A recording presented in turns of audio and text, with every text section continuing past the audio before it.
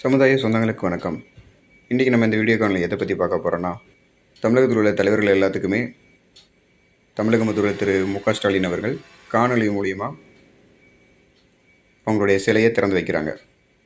யாருக்கு சிலை வச்சுருக்காங்கன்னு பார்த்தீங்கன்னா, முத்திரையர் சமுதாயத்தை சேர்ந்த திரு பேரரசு பெரும்பிடுகு முத்திரையர் அவர்களுக்கு, நம்மளுடைய சமுதாயத்தை சேர்ந்த தாத்தா இரட்டைமலை சீனிவாசன் அவர்களுக்கு, அப்புறம் ஏடி பன்னீர்செல்வம் அவர்களுக்கு, அப்புறம் எம்.கே. தியாகராஜ பாகவதர் அவர்களுக்கு, அப்புறம் தேவேந்திர வேளாளர் சமுதாயத்தை சேர்ந்த சுந்தரலிங்கம் அவர்களுக்கு, அப்புறம் இன்னொரு 2 தலைவர்களுக்கு இந்த சிலையை காணொலி மூலிமா திறந்து வைக்கிறாங்க.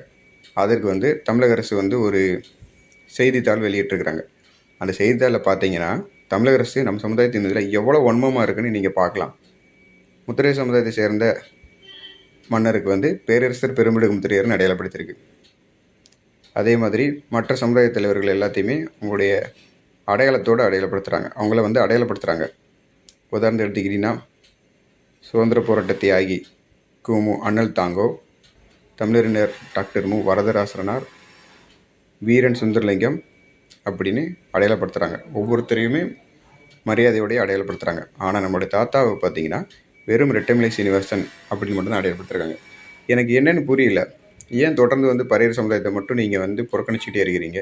தமிழக முதல்வராக இருக்கக்கூடிய திரு மு.க.ஸ்டாலின் அவர்கள் இந்த முதல்வர் பதவியில் அமர்வதற்கு முதல் காரணமாக இருந்தது இந்த பறையர் சமுதாயம் தான். கொஞ்சம் கூட உங்களுக்கு நன்றி விசுவாசம் இல்லையா? இல்லை நீங்கள் வேணுக்குன்னே திட்டமிட்டு எங்கள் சமுதாயத்தை புறக்கணிக்கிறீங்களா? தொடர்ந்து பார்த்தீங்கன்னா, தாத்தா இரட்டைமலை சீனிவாசன் அவர்களுடைய பிறந்த நாளான ஜூலை 7க்கும் தாத்தாவுக்கு நேரில் மரியாதை செலுத்துறதில்ல. இத்தனைக்கும் சென்னை கிண்டியில் தான் தாத்தாவுடைய மணிமண்டபம் இருக்குது. ஓட்டேரியிலே நினைவிடம் இருக்குது. 2க்குமே அவர் வந்ததில்லை. ஆனால் மற்ற சமுதாயத்துடைய பிறந்தநாள் நினைவு நாள் வரும்போது ஓடோடி போகிறாரு.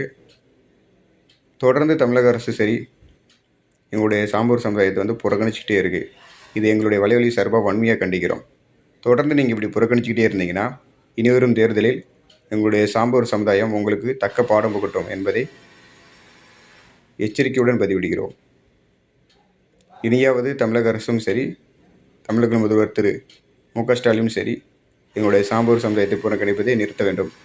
இல்லையென்றால் வரும் தேர்தலில் கடுமையான பின்விளைவை சந்திக்க நேரிடும். நன்றி, வணக்கம்.